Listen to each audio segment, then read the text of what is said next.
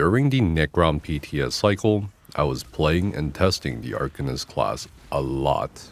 And a lot of viewers who came by during the Twitch streams were confused as to why I was hanging around the raid dummy for so long and resetting it over and over and over again when I wasn't messing up my rotations too hard.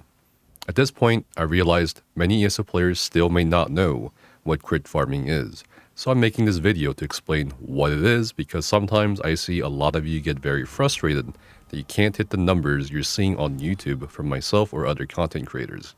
Crit farming is essentially when a player is trying to min-max the best possible parse on a target dummy, and is more often than not, it takes a bit more time than just doing your rotation on the dummy a couple of times. This isn't to say you can't get a 120k plus DPS parse on your first try or whatever. Crit farming is simply pushing it to the boundaries, and usually the best result is what you see on YouTube. Similar to how you see a trial team get their trifecta on YouTube, but you don't actually see their progress or process of getting that trifecta. There's a couple reasons as to why players may crit farm. Number one, from the content creator perspective, we know our monkey brains will light up when you see a 130k DPS build on the thumbnail of a YouTube video. Like, let's be honest here.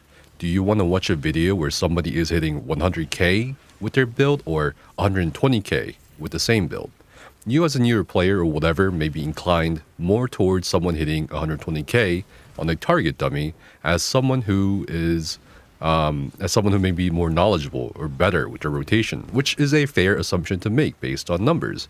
Some people, like Liko, if you guys remember him, crit farmed maybe 5 to 7 times. Some people crit farm for an hour.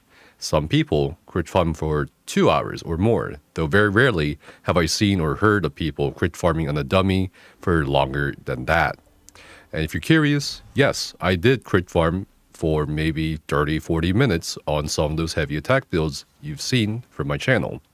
Number two reason, for the theory crafting side, it can definitely be enjoyable.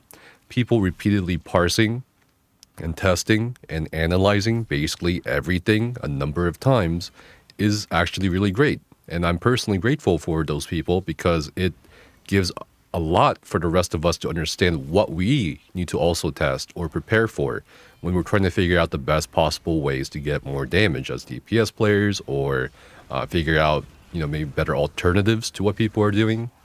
And despite me thinking it is kind of boring to parse on the dummy for more than an hour, I personally don't have an issue with crit farming on the dummy as far as theory crafting, testing, and such goes. What I do have an issue with is people placing way too much of an emphasis on dummy numbers, whether it's because they think that's indicative of what they should be getting or what they need to be getting, or because they think that's all you need to do or know. And the problem gets compounded when those people turn out to also be raid leads.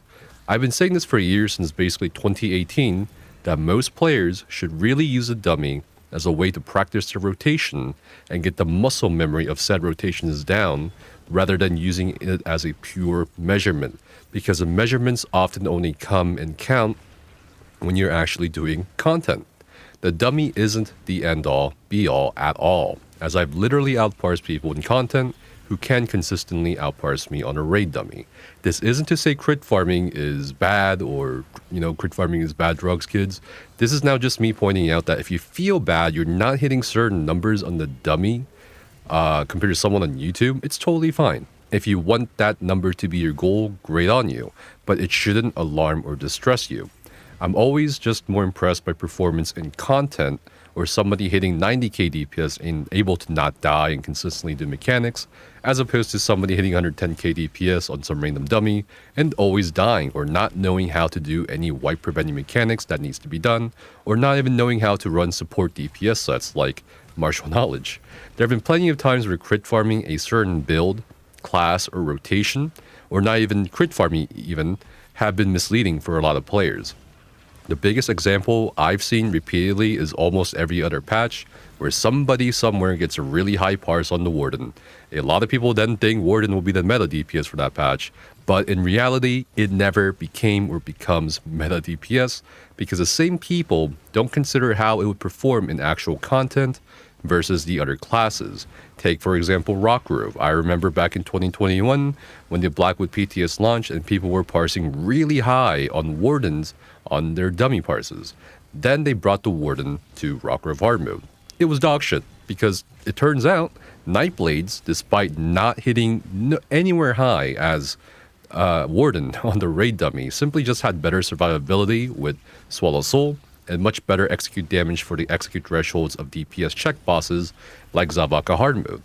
So that's basically my tirade on all this. Simply put, I would treat certain dummy parses as the max potential damage ceiling in an isolated setting, and not as some sort of depressing end goal you work yourself over. But if you want to farm that number on the dummy as a personal goal, good on you. Make sure you just hydrate and stretch, and take some breaks in between. Thanks for watching.